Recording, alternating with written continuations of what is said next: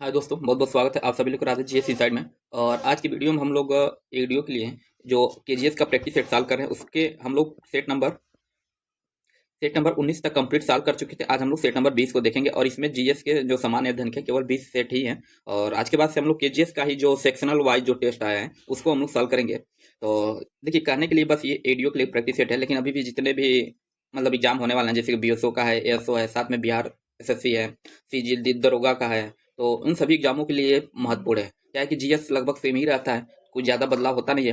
तो ज़्यादा देरी न करते हुए शुरू करते हैं और देखते हैं इसका पहला प्रश्न क्या कर रहे हैं। तो देखिए, कह रहे हैं भारत के निम्नलिखित बंदरगाहों को उत्तर से दक्षिण दिशा में व्यवस्थित कीजिए। कहाँ से? उत्तर से दक्षिण दिशा में व्यवस्थित कीजिए। ऑप्शन दे रहा है काकीनाडा। ऑप्शन पहला क्या है? ये है काकीनाडा, नागपट्टिनम, मछलीपट्टनम और विशाखापट्टनम। तो देखिए, सबसे पहले आएगा जो ना विशाखापट्टनम आएगा, क्योंकि विशाखापट्टनम कहाँ है? ये आंध्र प्रदेश में है, अर्थात एपी इसको हम लोग लिखते हैं, ये है आंध्र प्रदेश में, ठीक है। और उसके उसके नीचे थोड़ा सा आएंगे ना, तो ये पड़ता है क्या? काकीनाडा, जो कि ये पूर्वी गोदावरी जिला है। और ये चूंकि है आंध्र प्रदेश में ही, लेकिन विशाखापट्टनम से नीचे आएंगे तब काकीनाडा पड़ता है। अर्थात देखिए, चार हो जाएगा, उसके बाद दो, सॉरी चार, उसके बाद एक, ठीक है। और उसके बाद से थोड़ा सा नीचे आएंगे तो मछलीपट्टनम पड़ता है, ठीक है। और ये भी आंध्र प्रदेश में ही है, लेकिन ये एक तरह से देखा जाए तो ये कृष्णा जिला, मतलब जिला है वहां पे, कृष्णा जिला वहां पे है ये। और सबसे नीचे आएंगे, अर्थात देखिए चार एक दो हुआ, सॉरी, हाँ चार एक, हाँ ठीक है, चार एक हुआ, पहले चार है, उसके बाद एक है, उसके बाद दो है, उसके बाद तीन है नागपट्टिनम, ठीक है। तीन क्या है? नागपट्टिनम, अर्थात चार एक दो। और सबसे नीचे जो आएंगे ना, ये पड़ता है विशाखापट्टनम। सबसे नीचे आने पे, ओ सॉरी, सब देखिए, सबसे पहले विशाखापट्टनम, उसके बाद से काकीनाडा, फिर दूसरा है मछलीपट्टनम, अर्थात चार एक दो, और लास्ट में सबसे नीचे आएंगे तो नागपट्टिनम, जो कि ये है तमिलनाडु में है, ठीक है। और तमिलनाडु आप लोग मैप देखे होंगे तो पता ही होगा, सबसे नीचे जो है। तो चार एक दो तीन हो जाएगा। और देखिए, चार एक दो तीन केवल ऑप्शन नंबर बी में है, इसलिए ऑप्शन नंबर बी इसका क्या हो जाएगा? सही हो जाएगा। और देखिए, चैनल को सब्सक्राइब नहीं किए तो जरूर सब्सक्राइब कर लीजिए, ताकि जब भी अगला वीडियो डाला जाए तो इसका नोटिफिकेशन मिल जाए। और इस पे आप लोगों को डेली एक वीडियो का दो प्रैक्टिस सेट जरूर सॉल्व कराया जाएगा। और आप सभी लोग पता है कि अपनी तैयारी को जांचने के लिए सबसे अच्छा तरीका यही होता है कितना प्रैक्टिस सेट में हमारा सही हो रहा है। तो आप लोग इसको आप देखते जाइए कि भाई हमारा कितना सही हो रहा है, ठीक है। और अगला प्रश्न है, निम्नलिखित में से कौन सौर ऊर्जा परियोजना सही सुमेलित नहीं है? निम्नलिखित में से कौन सी सौर ऊर्जा परियोजना सही सुमेलित नहीं है? तो एक पहला कार्य है कामथी तमिलनाडु, पावागढ़ गुजरात, अगला है भंडला राजस्थान, और नेक्स्ट है बैलसपन मध्य प्रदेश। तो देखिए, इसमें जो दे रहा है ना, पहला जो बी जो दिया है पावागढ़, जो कि गुजरात दिया है, ये पावागढ़ ना गुजरात में नहीं है, बल्कि है कहाँ पे ये? तो देखिए, इसमें क्या है ना, कामथी तमिलनाडु ये सुमेलित है। और उसके बाद से ये सी में जो दिया है भंडला राजस्थान, ये भी सही सुमेलित है। पावागढ़ ये गुजरात में नहीं है, बल्कि ये है कर्नाटक में। क्या है? कर्नाटक में है। तो ये सही सुमेलित नहीं है। और पूछा है कौन सही सुमेलित नहीं है, तो सही सुमेलित हमारा बी नहीं है, इसलिए हमारा सही आंसर हो जाएगा पावागढ़ गुजरात। और बेल्सपन कहाँ है? तो ये मध्य प्रदेश में ही है।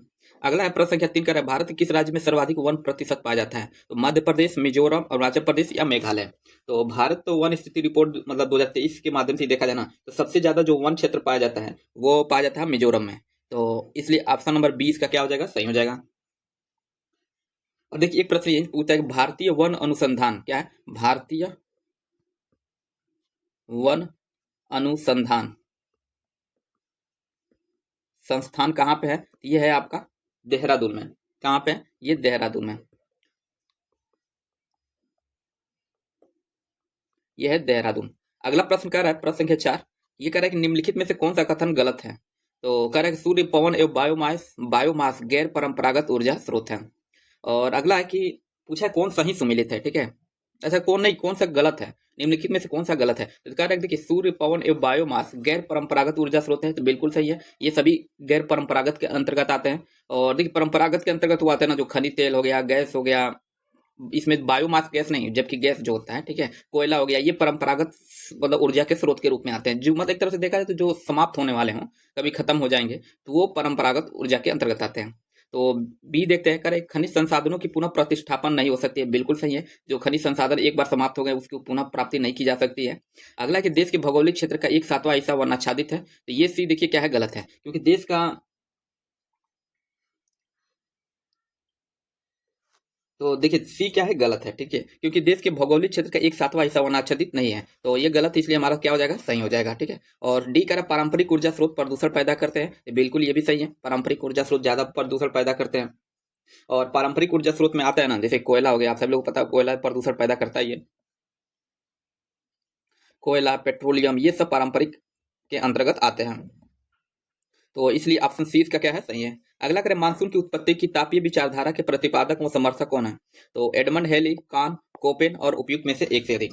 तो देखिए मानसून की उत्पत्ति की तापीय विचारधारा के प्रतिपादक जो है ना, ये और मतलब कि समर्थक देखा जाए तो ये एडमंड हेली है। कौन? Edmund Halley. अर्थात ऑप्शन नंबर ए इसका क्या हो जाएगा, सही हो जाएगा।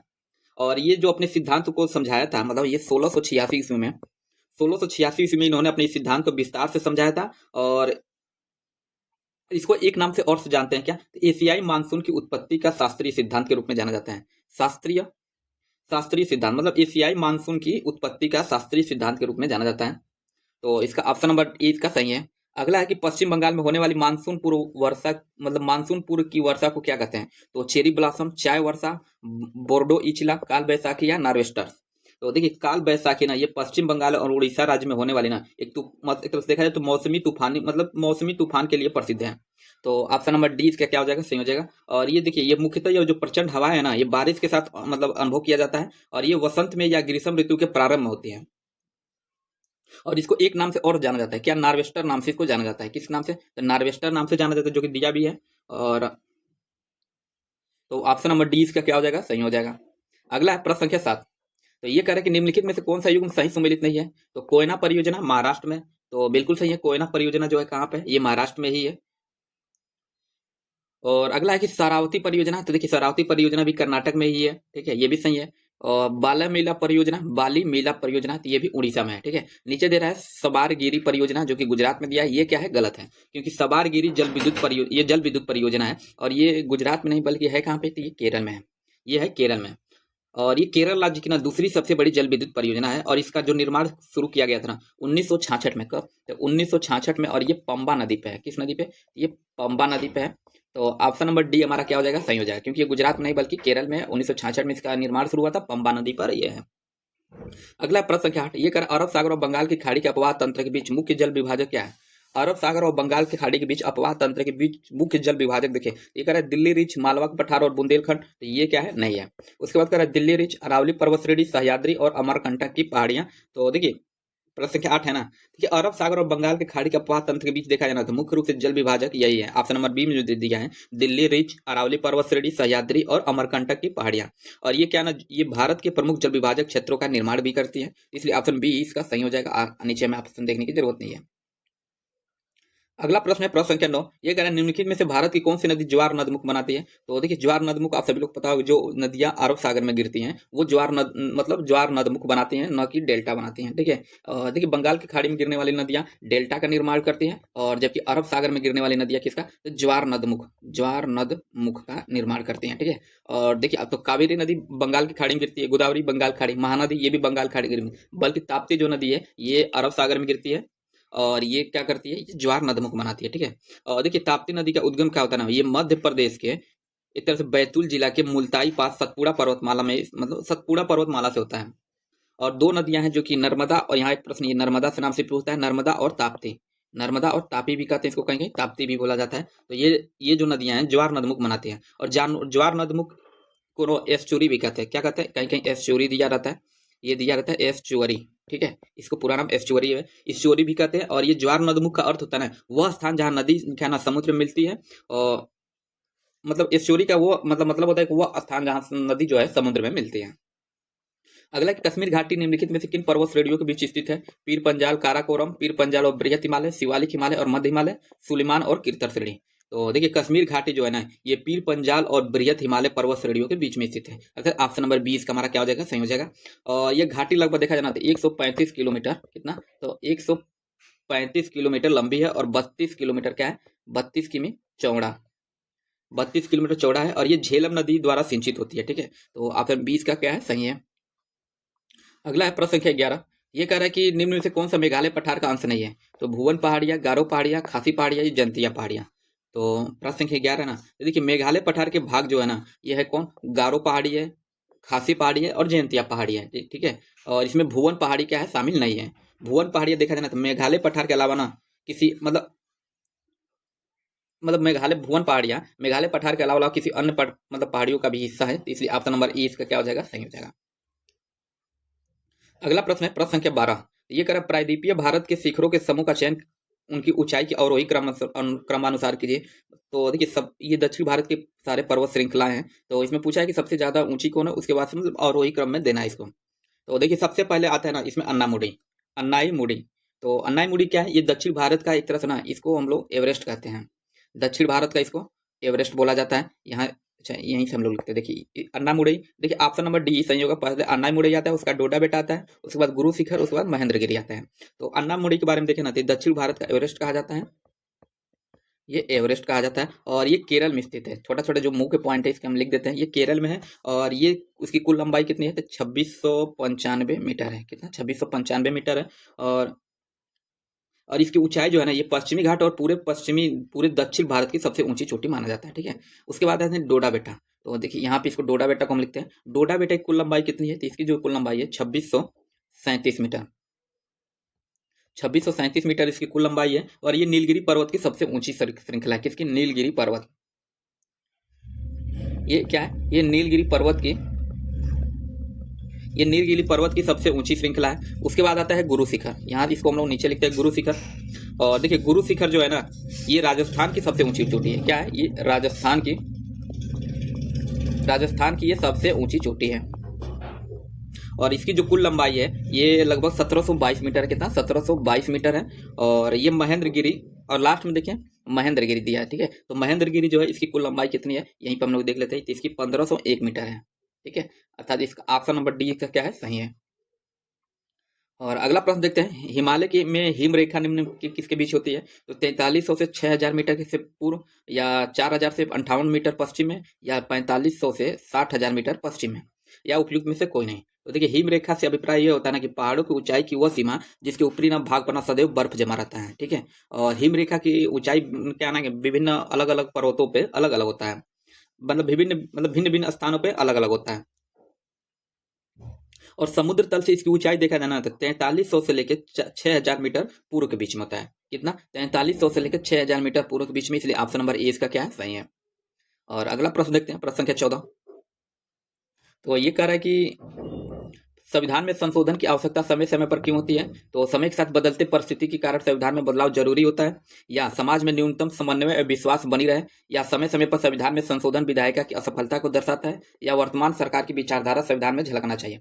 तो देखिए वर्तमान सरकार की विचारधारा संविधान में झलकना चाहिए, बिल्कुल नहीं होना चाहिए, क्योंकि ऑप्शन नंबर ए में दिया ना, देखिए संविधान में संशोधन की आवश्यकता होती है, कारण ये है ना कि समाज और देश की परिस्थितियां समय के साथ क्या बदलती रहती हैं, और इन बदलावों को संविधान में सम्मिलित कर नियमों का अद्यतन रखना क्या होता है, महत्वपूर्ण होता है, ताकि वे एक तरह से प्रासंगिक और व्यवहारिक बने रहें, ठीक है। तो इसलिए ऑप्शन नंबर ए इसका क्या हो जाएगा, सही हो जाएगा। अगला है, भारतीय संविधान का कौन सा अनुच्छेद राष्ट्रीय आपातकाल की घोषणा से संबंधित है। अनुच्छेद 360, 365, 356 या 352। तो देखिए भारतीय संविधान का अनुच्छेद 352 जो है ना, ये राष्ट्रीय आपातकाल की घोषणा से संबंधित है। कौन सा, 352। और बाकी जो 360 है, और देखिए थोड़ा सा इसी के बारे में और देखें ना, यह अनुच्छेद राष्ट्रपति को एक तरह से युद्ध, वाय आक्रमण और सशस्त्र विद्रोह, 3 कारणों से लगाया जाता है। युद्ध, वाय आक्रमण वाय आक्रमण और सशस्त्र विद्रोह के आधार पर लगाया जाता है। और राष्ट्रीय आपातकाल की घोषणा की शक्ति किसमें होती है, राष्ट्रपति के पास होती है। और अनुच्छेद 360 यहाँ जो दिया 360, ये वित्तीय आपातकाल से संबंधित है, ठीक है। और आपातकाल की घोषणा को इनका ना संसद में अनुमोदन के लिए 1 महीने के अंदर प्रस्तुत करना अनिवार्य होता है। और भारतीय संविधान के अनुसार देखा जाना 352 के अनुसार राष्ट्रीय आपातकाल की घोषणा जो है संसद के दोनों सदनों द्वारा अनुमोदन दिया जाना आवश्यक होता है। तो खैर इसका जो सही आंसर है ऑप्शन नंबर डी इसका क्या है, सही है। और अगला प्रश्न देखते हैं, प्रश्न संख्या, भारत में उच्च न्यायालयों की संख्या कितनी है। तो क्या पूछा है, भारत में उच्च न्यायालयों की संख्या कितनी है। तो देखिए वर्तमान में देखा जाए, ऑप्शन दे रहा, पहले देखते हैं 20, 22, 24 या 25। तो वर्तमान में देखा जाए तो भारत में उच्च न्यायालय की जो संख्या है 25 है। वर्तमान में भारत में 25 उच्च न्यायालय हैं, और इनमें प्रत्येक का अधिकार क्षेत्र एक या एक से अधिक राज्यों और केंद्र शासित प्रदेशों पर भी है। और भारत, ये देखिए उच्च न्यायालय को भारत के संविधान के अनुच्छेद किसके अंतर्गत लाया जाता है, 214 के अंतर्गत, 214 के अंतर्गत, मतलब 214 के आर्टिकल 214 के अंतर्गत ना उच्च न्यायालय को स्थापना की गई है। अगला है प्रश्न संख्या 17। ये करा निम्नलिखित में किसकी सिफारिश के अलावा कोई भी धन विधेयक संसद में पेश नहीं किया जा सकता? प्रधानमंत्री, लोकसभा अध्यक्ष, वित्त मंत्री या उपयुक्त में से एक से अधिक। तो देखिए अनुच्छेद 67 बी में कहा गया ना, अनुच्छेद 67 बी कौन सा, अच्छा सॉरी एक मिनट, कौन सा 17 प्रश्न है ना।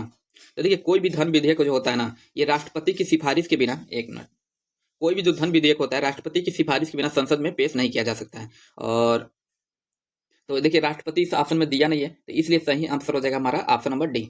ऑप्शन नंबर डी हो जाएगा, ये राष्ट्रपति यहाँ पे आंसर होना चाहिए, लेकिन राष्ट्रपति ऑप्शन में दिया नहीं, तो उपयुक्त में से एक से अधिक, उपयुक्त में से एक से अधिक नहीं, यहाँ पे उपयुक्त में से कोई नहीं होना चाहिए था। ठीक है, तो ऑप्शन नंबर डी इसका क्या हो जाएगा, सही हो जाएगा। क्योंकि देखिए कोई भी धन विधेयक होता है ना, राष्ट्रपति की सिफारिश के बिना संसद में पेश नहीं किया जा सकता है। और राष्ट्रपति क्या ना कि ऐसी सिफारिश की आवश्यकता संविधान के अनुच्छेद 117 के तहत होती है। तो ऑप्शन नंबर डी हो जाएगा, और वो भी यहाँ उपयुक्त में से कोई नहीं। अगला कि उपराष्ट्रपति को हटाने का प्रस्ताव पेश किया जा सकता है। तो यहाँ पे देखिए लोकसभा में, राज्यसभा में, सुप्रीम कोर्ट में या संसद के संयुक्त सत्र में। तो देखिए अनुच्छेद 67 बी क्या है, 67 बी के तहत ना उपराष्ट्रपति को हटाया जा सकता है, और राज्यसभा के सभी तत्कालीन सदस्य जो प्रभावी बहुमत में हो उनके निष्कासन के लिए प्रस्ताव पारित करते हैं। और इस पे क्या होता है ना, जिस पे बस क्या होता है, लोकसभा की क्या होती है, बस सहमति देनी होती है। और तो इसलिए राज्यसभा इसका सही आंसर हो जाएगा, ऑप्शन नंबर बी। और क्या है ना कि मतलब, और जब ऐसा प्रस्ताव जो पारित किया जाता है ना, उसको पारित मतलब प्रस्ताव को पेश करने से पहले ना कम से कम 14 दिन पूर्व उपराष्ट्रपति को नोटिस देना आवश्यक होता है। तो इसलिए ऑप्शन नंबर 20 का क्या हो जाएगा, सही हो जाएगा। अगला प्रश्न संख्या 19। कह रहा निम्नलिखित में से कौन सी मद राष्ट्रीय माप से बाहर रखी गई है? तो सेकेंड हैंड माल की बिक्री से प्राप्त है, या सेकेंड हैंड सामान बेचकर दलाली से प्राप्त है, या स्वयं उपभोग के लिए वस्तुओं का मूल्य, या उपयुक्त में से एक से अधिक। तो देखिए राष्ट्रीय आय माप में ना सेकेंड हैंड माल की बिक्री से प्राप्त आय को ना बाहर रखा जाता है, क्योंकि इसी कारण ये होता है ना कि ये पहले से ही गिने हुए मतलब गिने गए उत्पाद का पुनः विक्रय होता है। ठीक है, और इसमें उत्पादन की वृद्धि नहीं होती है। तो इसलिए ऑप्शन नंबर ए इसका क्या हो जाएगा, सही हो जाएगा। तो ऑप्शन सेकेंड हैंड माल की बिक्री से प्राप्त आय ये क्या है, राष्ट्रीय आय माप में नहीं जोड़ा जाता है। तो ऑप्शन नंबर ए इसका क्या हो जाएगा, सही हो जाएगा। अगला है कि मिलान करने वाला है, इसको थोड़ा सा ऊपर करते हैं हम लोग। देखिए ये कह रहा है सूची 1 के साथ सूची 2 को मिलाइए और सूचियों के नीचे दिए गए कूट की सहायता से सही उत्तर का चयन कीजिए। एक तरह से कह रहा है प्राथमिक, पंचक, तृतीयक और द्वितीयक। तो देखिए प्राथमिक के अंतर्गत आते हैं ना कच्चे माल का निष्कर्षण, तो ए का क्या हो जाएगा, थर्ड सम्मिलित होगा। यहाँ पे हम लोग लिखते हैं ए का थर्ड है। उसके बाद कह रहा है पंचक, तो देखिए पंचक के अंतर्गत आते हैं उच्च स्तरीय निर्णय, उच्च स्तरीय निर्णय जो कि 4 में दिया, अर्थात बी का किससे सम्मिलित हो जाएगा, बी का 4 है। उसके बाद क्या है तृतीयक, तो तृतीयक के अंतर्गत क्या आता है, तो देखिए तृतीय के अंतर्गत सेवाएं आती हैं, अर्थात सी का क्या हो जाएगा, 2 हो जाएगा। यहाँ पे देखिए सी का क्या है, 2 है। उसके बाद क्या रहा है द्वितीयक, तो द्वितीयक के अंतर्गत क्या आता है, तो निर्माण आता है, इसलिए आप इसका ए से सम्मिलित होगा। डी का क्या हो जाएगा, 1 हो जाएगा। अब देखिए ए का थर्ड, बी का 4, ए का थर्ड, बी का 4 जो है, ए का थर्ड, बी का 4 और सी का क्या है, 2 है ना, डी का 1। तो ये ऑप्शन नंबर डी बी में है, इसलिए ऑप्शन नंबर 20 का क्या हो जाएगा, सही हो जाएगा। अगला अर्थशास्त्र में उत्पादन का मतलब क्या है, तो देखिए विनिर्माण, बनाना, उपयोगिता बनाना या खेती करना। तो देखिए अर्थशास्त्र में उत्पादन का मतलब होता है ना, ये उपयोगिता बनाना। अर्थशास्त्र में जो उत्पादन का मतलब होता है केवल किसी वस्तु का भौतिक निर्माण, विनिर्माण या खेती करना ही नहीं होता है। इसका व्यापक अर्थ देखा जाना तो किसी वस्तु व सेवा में उपयोगिता, जो यूटिलिटी का सृजन करना या उसकी उपयोगिता में क्या वृद्धि करना है। ठीक है, बहुत से लोग लगेगा कि अर्थ उत्पादन का मतलब विनिर्माण होगा या खेती करना होगा, तो ये मतलब ये तो होगा ही, लेकिन इसका जो एकदम उच्चतम स्तर देखा जाए ना, तो ये उपयोगिता बनाना होता है। ठीक है, उपयुक्तता बनाना या उपयुक्तता में वृद्धि करना। और उपयुक्तता का अर्थ देखा जाए ना, किसी वस्तु व सेवा की मानवीय आवश्यकताओं को संतुष्ट करने की ये क्या होती है, क्षमता होती है। और उत्पादन प्रक्रिया द्वारा कच्चे माल को ना तैयार माल में बदलकर, स्थान बदलकर या सेवा प्रदान करके उपयुक्तता का सृजन किया जाता है। तो इसलिए ऑप्शन नंबर ए इसका क्या हो जाएगा, सही हो जाएगा। अगला प्रश्न है प्रश्न संख्या 22। ये कह रहा है रंपा विद्रोह कब हुआ था, तो 1919 में, 1920, 1922 या 1925। तो देखिए रंपा विद्रोह जो हुआ था ना, रंपा विद्रोह के एक नाम से और जानते हैं क्या, ये मान्यम विद्रोह कहलाता है। क्या, मान्यम विद्रोह।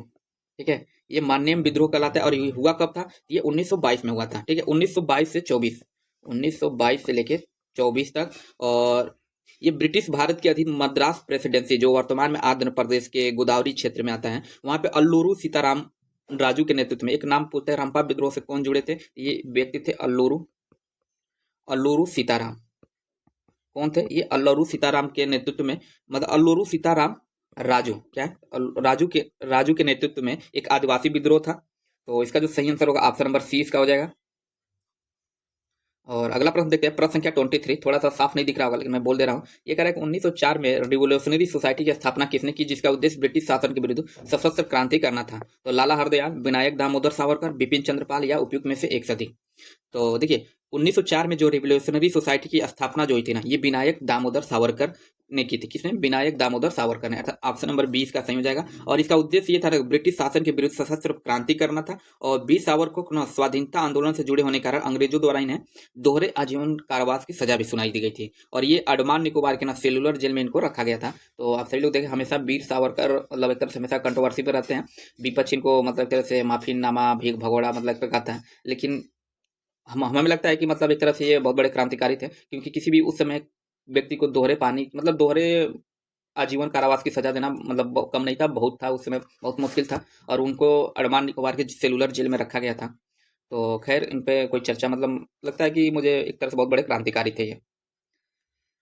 अगला प्रश्न देखते हैं, प्रश्न संख्या 24, कह रहे भारत छोड़ो आंदोलन के दौरान खुफिया रेडियो किसने प्रारंभ किया था? उषा मेहता, सुभद्रा कुमारी चौहान, सुचिता कृपलानी या एनी बेसेंट। तो देखिए भारत छोड़ो आंदोलन के दौरान खुफिया रेडियो की शुरुआत जो है उषा मेहता ने शुरू किया था। उषा मेहता अर्थात ऑप्शन नंबर इसका क्या हो जाएगा? सही हो जाएगा। और क्या नहीं, ये देखिए 1942 में कब, डेट भी देखते हैं, 14 अगस्त 1942 का, 14 अगस्त 1942 को अपने ये सहयोगियों के साथ मिलकर इस गुप्त रेडियो स्टेशन की स्थापना किया था। और इसका उद्देश्य था ना कि स्वतंत्रता संग्राम के संदेशों को जनता तक पहुंचाना था। और इसके माध्यम से ही महात्मा गांधी और अन्य नेताओं के मतलब नेताओं को संदेश प्रसारित किए गए। और तीसरी ऑप्शन नंबर ए इसका क्या है? सही है। अगला है बी, सॉरी 25 प्रश्न के, प्रथम गोलमेज सम्मेलन के समय भारत के गवर्नर जनरल कौन था? प्रथम गोलमेज सम्मेलन पूछा इसमें, लॉर्ड रिनिंग या लॉर्ड लिलिथगो, लॉर्ड इरविन या उपयुक्त में से एक से अधिक। तो देखिए प्रथम गोलमेज सम्मेलन के समय ना भारत का गवर्नर जनरल देखा जाना तो लॉर्ड इरविन था। अर्थात ऑप्शन नंबर सी इसका सही हो जाएगा। और प्रथम गोलमेज सम्मेलन हुआ कब था? ये 12 नवंबर 1930 से लेके कब? तो 12 नवंबर 1930 से लेकर ये 13 जनवरी 1931 तक, 13 जनवरी 1931 तक हुआ था। कब? 13 जनवरी 1931 तक लंदन में ब्रिटिश के प्रधानमंत्री मैकडोनाल्ड की अध्यक्षता में हुआ था। ठीक है। और इसका उद्घाटन देखा जाए तो जॉर्ज पंचम ने किया था। और यह गोलमेज सम्मेलन साइमन कमीशन पर चर्चा के लिए हुआ था। और एक प्रश्न ये भी पूछता है कि इसमें क्या कांग्रेस शामिल हुआ था कि नहीं प्रथम गोलमेज सम्मेलन में? तो नहीं शामिल हुआ था। कांग्रेस तीनों गोलमेज सम्मेलन में से मात्र एक द्वितीय गोलमेज सम्मेलन में शामिल हुआ था। और वो भी कांग्रेस के प्रतिनिधित्व किसने किया था? तो महात्मा गांधी ने किया था। अगला प्रश्न है 26, ये कह रहा है कि असहयोग आंदोलन को वापस लेने पर किसके द्वारा कटु विरोध किया गया? तो ब्रिटिश नौकरशाहों, कांग्रेस नेताओं, भारतीय उदारवादी नेताओं या उपयुक्त में से एक से अधिक। तो देखिए असहयोग आंदोलन को वापस लेने का निर्णय ना महात्मा गांधी ने चौरा चौरा कांड के बाद से लिया गया, ये तो सबको पता ही होगा। और इसमें कांग्रेस के भीतर ही ना काफी एक तरह से असहयोग पैदा हो गया। और कई कांग्रेसी नेता इस फैसले से क्या थे? असहमत थे। और इस फैसले का विरोध करने वाले में देखा है ना प्रमुख व्यक्ति थे CR दास थे, CR दास जिसको चित्तरंजन दास भी कहा जाता है। उसके बाद से मोतीलाल नेहरू भी थे, सुभाष चंद्र बोस थे। कौन थे? मोतीलाल नेहरू थे, सुभाष चंद्र बोस थे। मोतीलाल नेहरू, सुभाष चंद्र बोस, जवाहरलाल नेहरू, बहुत से लोग शामिल थे। और साथ साथ में एकदम जो गरम दल के नेतृत्व करता थे वो भी लोग इसमें मतलब इनके आलोचक में शामिल थे। तो इसका जो सही आंसर हो जाएगा ऑप्शन नंबर बी हो जाएगा। अगला कह रहा है प्रश्न संख्या 27 की, इसके अतिरिक्त गांधी ने कांग्रेस को एक व्यापक कार्यक्रम प्रदान किया। तो वर्गहीन भारतीय समाज, रचनात्मक कार्य, स्वच्छता, उपयुक्त में से एक से अधिक। तो देखिए महात्मा गांधी ने कांग्रेस के एक व्यापक कार्यक्रम प्रदान किया जिसमें रचनात्मक कार्य को प्राथमिकता दी गई। किसको? रचनात्मक कार्य को। और इसके तहत उन्होंने सामाजिक सुधार, विकास के कार्य और आत्मनिर्भरता पर जोर दिया। गांधी जी का यह कार्यक्रम कांग्रेस की नीतियों में से एक नया दृष्टिकोण लेकर आया था। और गांधी जी के रचनात्मक कार्यों में एक तरह देखा जाए सांप्रदायिक एकता को एक तरह से क्या हुआ? बढ़ावा मिला। तो इसलिए ऑप्शन नंबर 20 का क्या हो जाएगा? सही हो जाएगा। अगला प्रश्न है 28, तो ये कह रहा है कि बंगाल विभाजन जो 16 अक्टूबर 1905 को किस दिवस के रूप में मनाया जाता है? तो बायकाट दिवस, हड़ताल, शोक या उपयुक्त में से एक से अधिक। तो देखिए बंगाल का विभाजन ना ये कब घोषणा हुआ था? ये 22 जुलाई 1905 को, 22 जुलाई 1905, ये 22 जुलाई 1905 को, सॉरी 1905 को घोषणा हुआ था। ये लॉर्ड कर्जन ने की थी। कब? Lord Curzon. एक प्रश्न पूछता है किसके समय में? ये कर्जन के समय में हुआ था। और यही 16 अक्टूबर 1950 को बंगाल विभाजन का हुआ लागू हुआ। कब? तो यहाँ लिखते हैं 16 अक्टूबर 1950, सॉरी 1950 नहीं 1905 होगा। 16 अक्टूबर 1905 को पूरे बंगाल में एक तरह से ये एक तरह से बंगाल विभाजन लागू हुआ। और इसी दिन 16 अक्टूबर 1905 को ही ना पूरे बंगाल में शोक दिवस के रूप मनाया गया था। अर्थात ऑप्शन नंबर सी इसका क्या हो जाएगा? सही हो जाएगा। और बंगाल विभाजन के बाद से देखा जाए तो बंगाल के दो हिस्से में हो गए थे, एक तरफ पश्चिमी बंगाल और एक पूर्वी बंगाल। तो इसका ऑप्शन सी इसका क्या है? सही है। और अगला प्रश्न है कि अंग्रेजी भारतीय सेना में चर्बी वाले कारतूसों से चलने वाली एनफील्ड राइफल कब शामिल की गई? तो नवंबर 1856, दिसंबर 1856 या जनवरी 1857 या फरवरी 1857। तो देखिए अंग्रेजी भारतीय सेना में ना चर्बी वाले कारतूसों से चलने वाली जो एनफील्ड राइफल है ये दिसंबर 1856 में शामिल की गई थी। अर्थात ऑप्शन नंबर 20 का क्या हो जाएगा? सही हो जाएगा। और इस राइफल में ना कारतूस में चर्बी होने के कारण ये भारतीय सैनिकों में एक तरह से असंतोष का कारण बना। तो ऑप्शन 20 का क्या है? सही है। अगला प्रश्न क्या रहा है कि प्रार्थना समाज, प्रश्न संख्या 30, ये कह रहा है प्रार्थना समाज, यंग इंडिया, लोक हितवादी, सत्य शोधक समाज, रहनुमाई मजदेसन सभा के लिए निम्न विकल्पों में से पहचानिए। तो देखिए यंग इंडिया, तो देखिए ऐसे प्रश्न क्या ना कि मतलब लगते बहुत बड़े हैं या बहुत कठिन लगते हैं लेकिन होते बहुत आसान है, अब क्योंकि एक मिल गया तो बाकी सारे के सारे मिल जाते हैं। तो इसका देखिए प्रश्न संख्या 30 है ना, पहले प्रार्थना समाज है, तो प्रार्थना समाज और दूसरे नंबर पर यंग इंडिया। ठीक है, तो यंग इंडिया, देखिए मान लीजिए कोई पता हो चाहे ना हो, तो यंग इंडिया तो सबको पता होगा और ये सत्यशोधक समाज तो सबको पता होगा। ठीक है, तो देखिए 1 2 3 4, चौथे नंबर पे कौन है? सत्यशोधक, जो कि सत्यशोधक समाज के संस्थापक कौन थे? ये थे आपके ज्योतिबा फुले। तो देखिए चौथे नंबर पे ज्योतिबा फुले आना चाहिए, पहला, दूसरा, तीसरा, चौथे पे देखिए ऑप्शन नंबर बी में चौथे पे ज्योतिबा फुले हैं। ठीक है, और इसलिए बाकी ए में देखिए पहला, दूसरा, तीसरा और चौथा पे इसमें भी चूंकि ज्योतिबा फुले हैं, लेकिन सीधे सीधे हम लोग देखते हैं प्रार्थना समाज के जो संस्थापक थे ना आत्माराम पांडुरंग थे। ठीक है, उसके बाद यंग इंडिया के संस्थापक तो मोहनदास करमचंद गांधी थे, और लोक हितवादी के ये गोपाल हरि देशमुख थे, मतलब, और सत्यशोधक समाज ज्योतिबा फुले थे, और लास्ट में है रहनुमाई मजदयसन, तो इसकी जो संस्थापक थे नौरोजी फुरदोनजी हैं, नौरोजी फुरदोनजी। अर्थात ऑप्शन नंबर बी हमारा क्या है? सही है।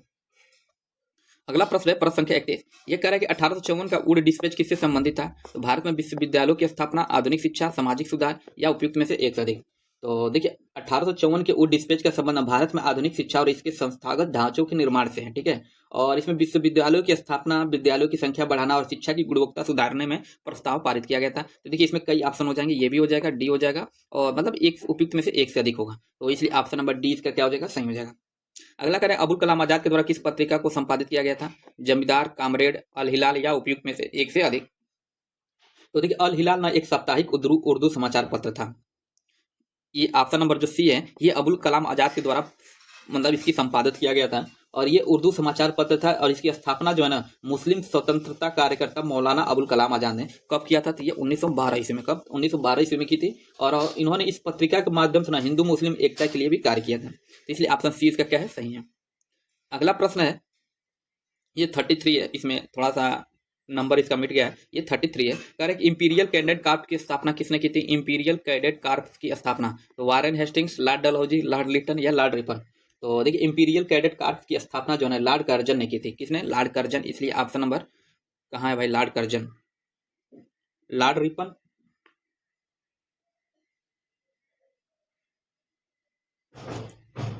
अच्छा इसमें लॉर्ड कर्जन ने किया। अच्छा इसको आप लोग अपने स्तर पे एक बार चेक कर लीजिएगा। जहां तक मुझे लगता है कि इंपीरियल कैडेट कॉर्प्स की जो स्थापना है ना ये 1901 में मतलब लॉर्ड कर्जन कैसे में हुआ था, जो कि लॉर्ड कर्जन ऑप्शन में दिया ही नहीं है। ठीक है, तो इसको आप लोग अपने स्तर पे चेक कर लीजिएगा ये इसके संस्थापक कौन थे, और इसमें जो आंसर दिया ना ये डी दिया है, लेकिन जहां तक मुझे लग रहा है कि डी नहीं होगा, लॉर्ड कर्जन ही होगा। तो खैर मुझे ठीक से याद नहीं, इसको आप लोग अपने स्तर पर एक बार चेक कर लीजिएगा। अगला देख रहा है प्रश्न संख्या 34, कह रहे अलीनगर की संधि का संबंध किससे है? तो मीर कासिम तथा मोहम्मद शाह से, या ईस्ट इंडिया कंपनी तथा फिरोजादौला से, लॉर्ड क्लाइव तथा मीर जाफर से, या इनमें से कोई नहीं। तो क्या है अलीनगर की संधि ना? देखिए अक्टूबर 1756 में, कब? 1756 में कंपनी ने क्लाइव के नेतृत्व में एक सैन्य अभियान कोलकाता भेजा था और इस कलकत्ता पर पुनः अधिकार कर लिया था, और इसके परिणाम स्वरूप ना फरवरी 1757 में कंपनी को सिराज के मध्य और अलीनगर की संधि मतलब कंपनी और सिराज के मध्य, ठीक है, तो ईस्ट इंडिया कंपनी तथा सिराजुद्दौला के मध्य ये अलीनगर की संधि का संबंध मतलब किया गया, इसलिए ऑप्शन नंबर 20 का क्या हो जाएगा? सही हो जाएगा।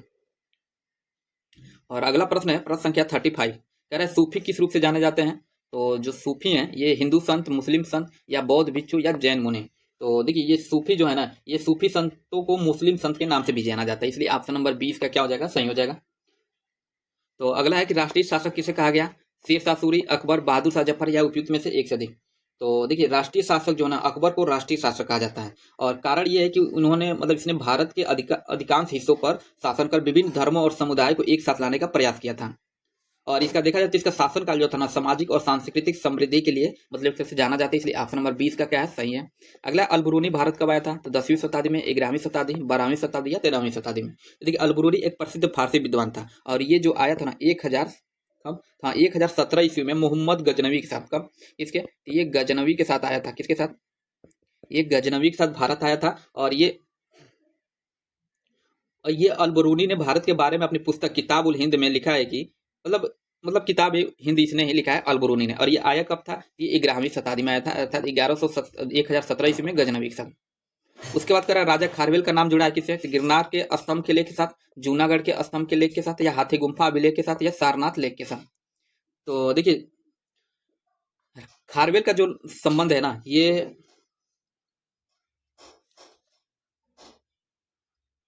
तो देखिए खारवेल का जो संबंध है ये हाथी गुम्फा अभिलेख के साथ जुड़ा हुआ है। ठीक है, किसके साथ? हाथी गुम्फा। ऑप्शन नंबर सी इसका क्या सही है। और देखिए चेदी वंशीय राजा ना खारवेल, चेदी वंशीय राजा जो खारवेल है, एक प्रश्न पूछता है खारवेल किस वंश से था? ये चेदी वंश से था। ठीक है, चेदी वंशीय राजा खारवेल जो था ये मतलब दूसरी शताब्दी ईसा पूर्व में कलिंग पर शासन किया था। और उड़ीसा के भुवनेश्वर में 3 मील की दूरी पर स्थित उदयगिरी पहाड़ियों में ना इस पहाड़ी की हाथी गुम्फा से बिना तिथि का एक अभिलेख प्राप्त हुआ था। और इसे ही खारवेल का इतिहास जानने का एकमात्र स्रोत माना जाता है। इसे हाथी गुम्फा अभिलेख के साथ भी कहा जाता है। अगला प्रश्न है प्रश्न संख्या 39। ये कह रहा है कि किस चोल शासक ने गंगकोट चोलपुरम नामक एक नई राजधानी की स्थापना की? तो ये कौन था? ये प्रांतक प्रथम, राजा राज प्रथम, या राजेंद्र प्रथम, या उपयुक्त में से एक से अधिक। तो प्रश्न संख्या कौन सा 39 है ना। तो देखिए चोल शासक ये राजेंद्र प्रथम नहीं, किसने? राजेंद्र प्रथम। इसने ही गंगकोट चोलपुरम नामक एक नई राजधानी की स्थापना की। और इसलिए ऑप्शन नंबर सी इसका क्या हो जाएगा? सही हो जाएगा। और गंगकोट चोलपुरम का अर्थ ये हुआ ना कि गंगा को जीतने वाला चोल। किसने? क्या हुआ? तो गंगा को जीतने वाला चोल, इसका मतलब ये हुआ।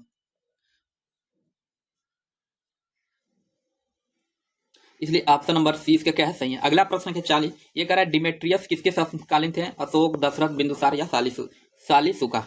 तो देखिए डिमेट्रियस सम्राट न अशोक के दरबार के राजदूत के रूप में कार्यरत थे। तो इसलिए सही हो जाएगा ऑप्शन नंबर ए, ये अशोक के समकालीन थे। अगला 41 प्रश्न, महात्मा बुद्ध की शिक्षाओं का संग्रह को क्या कहा जाता है? त्रिपिटक, अवेस्ता, अडुवृत्त, या ब्रह्मचर्य।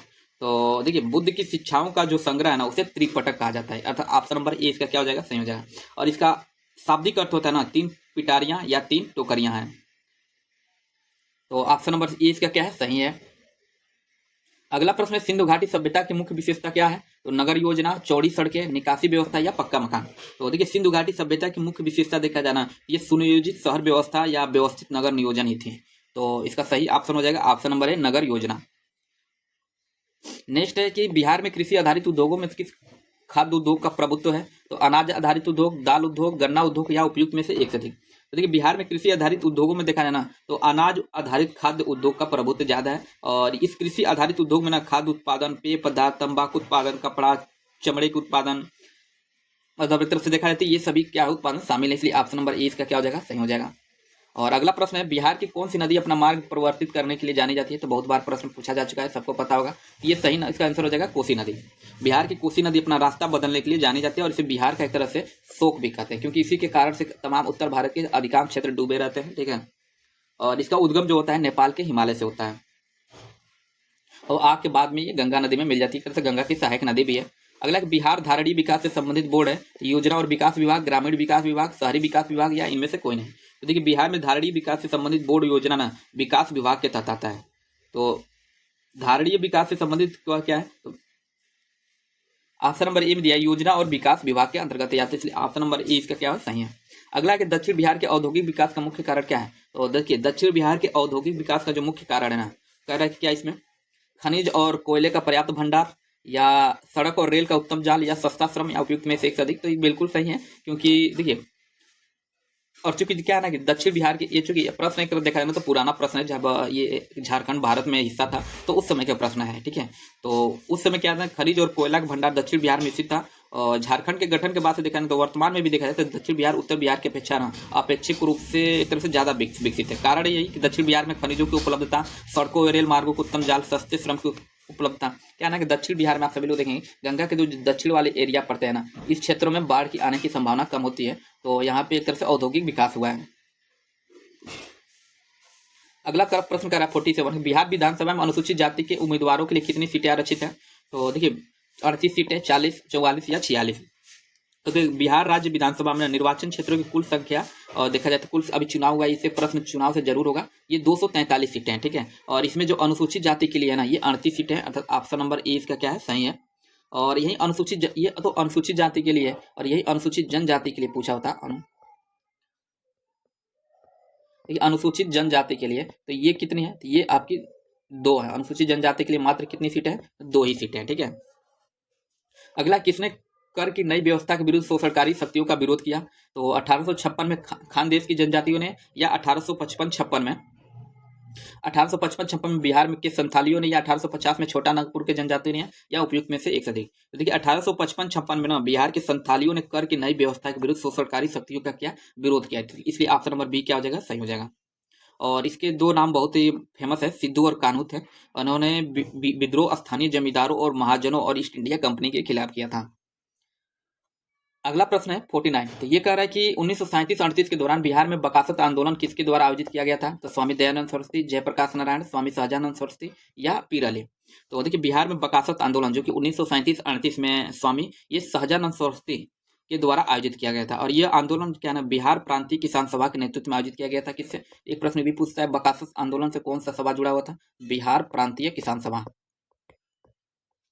ये बिहार प्रांतीय किसान सभा इससे जुड़ा हुआ था, तो इसलिए ऑप्शन नंबर सी इसका क्या है, सही है। अगला 50 प्रश्न कि 1913 में पटना में अनुशीलन समिति की एक शाखा की स्थापना किसने किया था? तो रामानंद सिन्हा, सतीश झा, सचिंद्र नाथ सन्याल, या उपयुक्त में से एक से अधिक। तो देखिए सचिंद्र नाथ सन्याल जो थे ये 1908 में बनारस में तथा 1913 में पटना में। कब? तो 1913 में पटना में, ठीक है। और इन्होंने अनुशीलन मतलब अनुशीलन समिति की शाखाओं की क्या स्थापना किया था, इसलिए ऑप्शन सी इसका क्या सही है। अगला प्रश्न कर रहा है 51, कह रहा है कि 1 किलोवाट निम्न में से किसके बराबर होता है? क्या है 1 किलोवाट? तो कह रहा है 3.6 गुणे 10 पर घात 6 जूल, या 3.6 गुणे 10 पर घात 4 जूल, या 3.6 गुणे 10 पे 5 जूल, या 3.6 गुणे 10 पर 8 जूल। तो इसका सही आंसर हो जाएगा, देखिए 1 किलोवाट होता है ना, 1 किलोवाट घंटा जो होता है 3.6 गुणे 10 पर घात 6 जूल होता है, अर्थात ऑप्शन नंबर ए इसका क्या हो जाएगा, सही हो जाएगा। और अगला प्रश्न, विद्युत ऊर्जा को यांत्रिक ऊर्जा में रूपांतरित करने वाला साधन को क्या कहते हैं? विद्युत ऊर्जा को यांत्रिक ऊर्जा में रूपांतरित करने वाला डायनोमो, विद्युत मोटर, फ्यूज, या रेक्टिफायर। तो देखिए विद्युत ऊर्जा को यांत्रिक ऊर्जा में बदलने वाला जो यंत्र है ना, ये विद्युत मोटर कहलाता है, ठीक है, विद्युत मोटर कहलाता है। और यहीं पे पूछा होता है यांत्रिक ऊर्जा को विद्युत ऊर्जा में, तो ये डायनोमो हो जाएगा। और यहाँ से एक प्रश्न जरूर लगभग पूछता है कि किस रूपांतर, जैसे कि ध्वनि ऊर्जा को विद्युत ऊर्जा में कौन बदलता है? तो ये माइक्रोफोन बदलता है। और मैं बोल दे रहा हूँ, कई लोग आप बस सुन लीजिए, ठीक है। विद्युत ऊर्जा को ध्वनि ऊर्जा में लाउड स्पीकर बदलता है। यांत्रिक ऊर्जा को विद्युत ऊर्जा में देखा जाए तो डायनामो जो कि ये है, ठीक है। उसके बाद रासायनिक ऊर्जा को विद्युत ऊर्जा में तो विद्युत सेल हो जाएगा। विद्युत ऊर्जा को यांत्रिक ऊर्जा में तो ये विद्युत मोटर ही होता है। और प्रकाश ऊर्जा को एक तरह से विद्युत ऊर्जा में कौन? तो प्रकाश विद्युत सेल। विद्युत ऊर्जा को यांत्रिक ऊर्जा में तो विद्युत पंखा। तो इससे एक प्रश्न जरूर होता है। अगला प्रश्न देख रहे हैं 53, ये कह रहा है कि गति की सर्वप्रथम किसने परिभाषित किया था? तो गैलीलियो ने, न्यूटन ने, केपलर ने, या टालमी ने। तो देखिए बहुत से लोग इस पर न्यूटन तुरंत आंसर लगाएंगे, लेकिन गति को जो सर्वप्रथम व्याख्या किया था ना, ये गैलीलियो ने किया था, अर्थात ऑप्शन नंबर ई इसका क्या है, सही है। और गैलीलियो ने ही वस्तु की गति का अध्ययन का एक अनंत समतल पर किया गया, और गति के सर्वप्रथम गैलीलियो ने परिभाषित किया था, और उन्होंने गति के नियमों का अध्ययन किया। और गैलीलियो के बाद से गति के नियमों के बाद देखा सर आइजैक न्यूटन ने अधिक और विकसित किया था, ठीक है, इसलिए ऑप्शन ए इसका क्या है, सही है। अगला 54 का है कि सेंटीग्रेड तथा फारेनहाइट के तापक्रम में किस बिंदु पर समान होता है? 40 degree centigrade, 0 degree centigrade, -10 degree, या -40 डिग्री। तो देखिए सेल क्या है, देखिए सेंटीग्रेड और फारेनहाइट के तापक्रम में देखा जाए तो -40 डिग्री जो होता है, क्या है, -40 डिग्री, ये क्या होता है ना, सेंटीग्रेड तथा फारेनहाइट पे बराबर होता है। इसके लिए चेंज करने के लिए जो फार्मूला आता है, उस फार्मूले पर आप रख के देखिए -40 डिग्री, ये क्या है, बराबर ही आएगा। अगला प्रश्न है कि 2 उत्तरोत्तर श्रृंगों अथवा 2 उत्तरोत्तर गर्तों के बीच की दूरी को क्या कहते हैं? आयाम, तरंगदैर्घ्य, आवृत्ति, या इनमें से कोई नहीं। तो देखिए क्या ना कि देखिए ये क्या है ना, उत्तरोत्तर श्रृंग और उत्तरोत्तर 2 गर्तों के बीच ना एक बताता है कि तरंग कितनी लंबी है, और ये दोहराई जाती है। तरंग दैर्घ्य को आमतौर पर मीटर में मापा जाता है। और देखिए 2 तरंग उत्तरोत्तर श्रृंग और अथवा 2 उत्तरोत्तर गर्त के बीच की दूरी को ना तरंग दैर्घ्य ही कहा जाता है, इसलिए ऑप्शन नंबर 20 का क्या हो जाएगा, सही हो जाएगा। और इसको लैम्डा से निरूपित किया जाता है, इसको लैम्डा से निरूपित किया जाता है, इसको लिखा जाता है लैम्डा इसको लिखा जाता है। अगला प्रश्न है, निम्न गैस अश्रु गैस की तरह काम कर लेते हैं, HNO3, SO4, NH3 या Cl2। तो देखिए अश्रु गैस के रूप में क्लोरीन Cl2 का उपयोग होता है। किसका? Cl2 का। अर्थात ऑप्शन नंबर डी इसका क्या है? सही है। कारण यह है ना कि ये आंखों और श्वसन तंत्र को उत्तेजित करता है और अश्रु गैस जैसा प्रभाव उत्पन्न करता है, तो इसलिए ऑप्शन नंबर डी इसका क्या है? सही है। अगला कि विद्युत इस्त्री में क्या उपयोग होता है? तांबे का तार, नाइक्रोम का तार, टंगस्टन का तार या लोहे का तार। तो देखिए विद्युत इस्त्री में ना नाइक्रोम का तार उपयोग किया जाता है, इसलिए ऑप्शन नंबर बी इसका क्या है? सही है। और नाइक्रोम का तार है ना एक मिश्र धातु होता है, इसमें क्या होता है ना, तार में 80% लगभग क्या होता है? निकिल होता है। ठीक है, इसमें 80% निकल होता है और साथ में इसमें 20% क्या होता है? तो ये 20% क्रोमियम होता है, ये 20% क्रोमियम होता है, इसलिए ऑप्शन बी इसका क्या है? सही है। अगला प्रश्न है 58 का, सीवी रमन को किस क्षेत्र में नोबेल पुरस्कार, मतलब सीवी रमन को किस क्षेत्र में नोबेल पुरस्कार मिला था? तो जीव विज्ञान, भौतिक विज्ञान, रसायन शास्त्र या गणित। तो देखिए शास्त्रीय मतलब राष्ट्रीय विज्ञान दिवस ना, राष्ट्रीय विज्ञान दिवस हर साल कब मनाया जाता है? तो 28 फरवरी को मनाया जाता है। कब? 28 फरवरी को, ये सभी लोग पता होगा। और इसी दिन सर सीवी रमन द्वारा 28 फरवरी 1928 को रमन प्रभाव की खोज को मतलब चिन्हित करने के लिए मनाया जाता है। और इनको क्या ना कि सर चंद्रशेखर वेंकट रमन को 1930 में भौतिक विज्ञान के क्षेत्र में, किसमें? तो भौतिक विज्ञान के क्षेत्र में ऑप्शन नंबर बी जो है इस मतलब इसमें नोबेल पुरस्कार मिला था। अगला है कि पानी को रोगाणु मुक्त करने के लिए किस रसायन का उपयोग किया जाता है? क्लोरीन का, ओजोन का, कैल्शियम का, ये इनमें से कोई नहीं। तो देखिए पानी को रोगाणु मुक्त जो कीटाणुनाशक होते हैं, मतलब कीटाणु मतलब रोगाणु मुक्त करने के लिए ना सबसे समान और प्रभावी रसायन देखा जाए ना तो क्लोरीन का उपयोग किया जाता है, इसलिए ऑप्शन नंबर ए इसका क्या हो जाएगा? सही हो जाएगा। क्या ना क्लोरीन क्या ना जल में मौजूद हानिकारक सूक्ष्म जीवों को मारकर पानी को सुरक्षित बनाता है और इसके अतिरिक्त क्या ना ओजोन का भी उपयोग होता है, लेकिन क्लोरीन सबसे अधिक प्रचलित और क्या होता है? सस्ता होता है, तो ऑप्शन नंबर ए इसका क्या हो जाएगा? सही हो जाएगा। अगला करें कि मूत्र का पीएच कितना होता है? 7.0, 6.0, 8.0 या 5.0। तो देखिए मूत्र का जो पीएच होता है ना 4.5 से लेके 8 होता है, 4.5 से लेके 8 तक होता है, तो इसलिए ऑप्शन नंबर 20 का क्या हो जाएगा? सही हो जाएगा। लेकिन क्या ना 4 इसको हम लोग देख ही लेते हैं। देखिए 4.5 से लेके कितना 8 तक होता है, लेकिन औसत रूप इसका 6 होता है। ठीक है, औसत रूप देखा जाए तो 6 होता है और ये थोड़ा अम्लीय, मतलब ये आप सभी लोग पता है 7 से नीचे होता है तो अम्लीय मान होता है, तो ऑप्शन नंबर 20 का क्या है? सही है। अगला है 61, ये कह रहा है किस धातु में बनाई गई मिश्र धातु को हवाई जहाज तथा रेल के डिब्बे में पुर्जों के काम में लिया जाता है? तो तांबा का, लोहा का, एल्युमिनियम का या इनमें से कोई नहीं। तो देखिए एल्युमिनियम तथा इसकी मिश्र धातुएं जैसी होती है ना, ये अपने हल्के वजन, उच्च शक्ति और अच्छे संचारण प्रतिरोध के कारण हवाई जहाज के ढांचे, पंख, पुर्जे तथा आधुनिक रेल डिब्बों के निर्माण में व्यापक रूप से इसका क्या हो रहा है? प्रयोग हो रहा है, और इसलिए ऑप्शन नंबर सी इसका क्या हो जाएगा? सही हो जाएगा। अगला है कि कार्बन का कौन सा अपरूप कांच को काटने में प्रयुक्त किया जाता है? तो ग्रेफाइट का, ग्रेफिन का, हीरा का या फ्लोरीन का। तो देखिए कार्बन का अपर रूप जो हीरा है ना, अपनी अत्यधिक कठोरता के कारण कांच को काटने में प्रयुक्त किया जाता है, इसलिए ऑप्शन नंबर सी इसका क्या हो जाएगा? सही हो जाएगा। और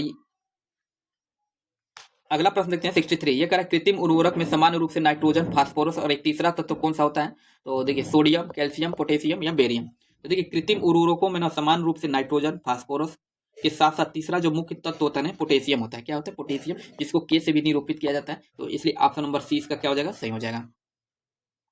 अगला प्रश्न है 64, ये कह रहा है कि कौन सी गैस हरे फलों को कृत्रिम रूप से पकाने के लिए प्रयुक्त होती है? तो एसिटिलीन, इथेन, एथिलीन या मीथेन। तो देखिए हरे फलों को ना कृत्रिम रूप से पकाने के लिए एथिलीन का प्रयोग किया जाता है। किसका? एथिलीन का, तो इसलिए ऑप्शन नंबर सी इसका क्या हो जाएगा? सही हो जाएगा। इसको C2H4 के नाम मतलब फूल से निरूपित किया जाता है, और ये गैस जो है ना एथिलीन एक रंगहीन ज्वलनशील गैस होती है और इसका गंध ना हल्की मीठी और कस्तूरी जैसी होती है। अगला करें मेंडल ने अपने शोध के लिए जिस पौधे का उपयोग किया था वो क्या था? सेम पौधा, बैगन पौधा, मटर पौधा, बंगाल ग्राम पौधा। तो ये सभी लोग पता होगा जो पौधा था ये मटर का पौधा था। ठीक है, ये देखिए ग्रेगर जॉन मेंडल ने अपने प्रयोगों के लिए मटर का पौधा का उपयोग किया था, तो इसलिए ऑप्शन सी इसका क्या है? सही है। अगला है 66, घरेलू छिपकली किस वर्ग का सदस्य है? एम्फीबिया, रेप्टेलिया, एविस या उपयुक्त में से एक से अधिक। तो देखिए घरेलू छिपकली जो है ना रेप्टेलिया वर्ग के सदस्य होती है, तो इसलिए ऑप्शन नंबर 20 का क्या हो जाएगा? सही हो जाएगा। और रेप्टेलिया वर्ग के जीव ना ठंडे खून वाले होते हैं और इनके त्वचा पर का ना स्केल्स या प्लेटलेट्स होते हैं, और इनमें कौन कौन से जीव आते हैं? तो सांप आता है, कछुआ आता है, इसमें सांप, सॉरी हाँ क्या है ये? सांप है, कछुआ है, इसमें सांप, कछुआ, मगरमच्छ भी शामिल होते हैं, तो ऑप्शन नंबर 20 का क्या है? सही है। अगला प्रश्न है मानव के नेत्र गोले का व्यास कितना होता है? मानव नेत्र के गोले का व्यास कितना होता है? तो 4.5 सेंटीमीटर, 3.2 सेंटीमीटर, 0.8 सेंटीमीटर या 2.3 सेंटीमीटर। तो देखिए नेत्र गोलक आकार में ना लगभग गोलाकार होता है और इसका जो व्यास होता है ना लगभग 2.3 सेंटीमीटर होता है, इसलिए ऑप्शन नंबर डी इसका क्या है, सही है। अगला प्रश्न है 68। ये कह रहा है कि एस्कॉर्बिक अम्ल किस विटामिन का नाम है? तो कह रहा है कि vitamin A, vitamin B, vitamin C या विटामिन डी। तो देखिए एस्कॉर्बिक अम्ल है ना, ये विटामिन सी का रासायनिक नाम है। किसका? विटामिन सी का। तो इसलिए ऑप्शन नंबर सी इसका क्या हो जाएगा, सही हो जाएगा। विटामिन सी, एक प्रश्न ये भी पूछा है यहाँ से कि विटामिन सी सबसे ज्यादा किसमें पाया जाता है? तो देखिए विटामिन सी सबसे ज्यादा आंवला में पाया जाता है। किसमें? आंवला में। ठीक है, और सर्वाधिक आंवला में पाया जाता है। विटामिन सी जो है ना पानी में घुलनशील विटामिन है और जो शरीर में ना आवश्यक शरीर के लिए बहुत ही आवश्यक होता है। तो और इसका जो सबसे अच्छा स्रोत होता है ना खट्टे फल ही होते हैं। तो ऑप्शन सी इसका क्या है, सही है। अगला करें रक्त वर्गों की खोज किसने की थी? वाटसन और क्रिक, खुराना, लैंडस्टीनर या मैन। तो देखिए रक्त समूह प्रणाली की खोज किया था ना ये ऑस्ट्रियाई वैज्ञानिक जो थे कार्ल लैंडस्टीनर, अर्थात ऑप्शन नंबर सी इसका क्या हो जाएगा, सही हो जाएगा। और इन्होंने 1901 ईस्वी में इसकी खोज की थी। तो ऑप्शन नंबर सी इसका क्या है, सही है। और अगला प्रश्न देखते हैं, प्रश्न संख्या 70। कह रहा है चेचक का टीका कहाँ से प्राप्त होता है? तो पेड़ों से या रासायनिक अभिक्रिया से, भेड़ों से या जमीन से। तो देखिए चेचक का टीका कहाँ से प्राप्त होता है? तो देखिए ऐतिहासिक रूप से एडवर्ड जेनर ने चेचक का पहला टीका जो है ना गाय, जो एक तरह से थी गाय, लैटिन मतलब गाय से प्राप्त किया था। देखिए बाद में इन्होंने टीके के बड़े पैमाने पर उत्पादन हेतु ना वैक्सीनिया वायरस को भेड़ और बछड़ों जैसे जानवरों की त्वचा पर क्या किया था, संवर्धित किया गया था। और भारत में ना भेड़ और बकरी जो है चेचक के टीकों के लिए रोमेनियम स्टेन और रानी पेट स्टेन के इस्तेमाल किया जाता है। तो इसका जो सही आंसर होगा ना ऑप्शन नंबर सी हो जाएगा, भेड़ों से। चेचक के टीका कहाँ से प्राप्त किया जाता है? तो भेड़ों से प्राप्त किया जाता है। अगला प्रश्न है 71 कि पौधे का अध्ययन विज्ञान किस शाखा में किया जाता है? तो जीव विज्ञान, जंतु विज्ञान, वनस्पति शास्त्र या जैव प्रौद्योगिकी। तो देखिए वनस्पति शास्त्र ना इसको हम लोग क्या कहते हैं, एक तरह से पादप विज्ञान भी कहा जाता है। पादप वनस्पति शास्त्र को इसको पादप विज्ञान भी कहते हैं। और जो जीव विज्ञान की यह वह शाखा है जो विशेष रूप से पौधों के जीवन का अध्ययन करती है और इसके अंतर्गत पौधों की संरचना, वृद्धि, प्रजनन, चयापचय, विकास, बीमारियां और उनके वर्गीकरण का वैज्ञानिक विश्लेषण किया जाता है। इसलिए ऑप्शन सी इसका क्या है, सही है। अगला कह रहा है तारपीन का तेल निकाला जाता है किससे? तो चीड़ से, कोरीफर से, देवदार से या जूनिपर से। तो देखिए चीड़ का जो प्रश्न संख्या 72 है ना, ये कह रहा है देखिए तारपीन का तेल जो होता है ना ये चीड़ के पेड़ों से निकाला जाता है। इसलिए ऑप्शन नंबर ए इसके क्या हो जाएगा, सही हो जाएगा।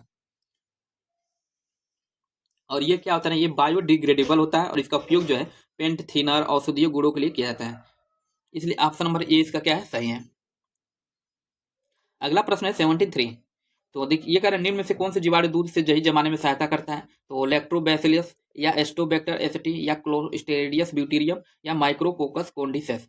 तो देखिए दूध को लैक्टोबैसिलस नामक जीवाणु ना दूध को जद में दही में बदलने का कार्य करते हैं। इसलिए ऑप्शन नंबर ए इसका क्या हो जाएगा, सही हो जाएगा। और यह जीवाणु जो है ना दूध में पाई जाने वाली लैक्टोज शर्करा का किण्वन करके उसे लैक्टिक अम्ल में बदल देता है और यही अम्ल दूध के प्रोटीन जो कैसीन को जमाकर उसे गाढ़े दही में परिवर्तित कर देता है और इसे दही बनना कहते हैं।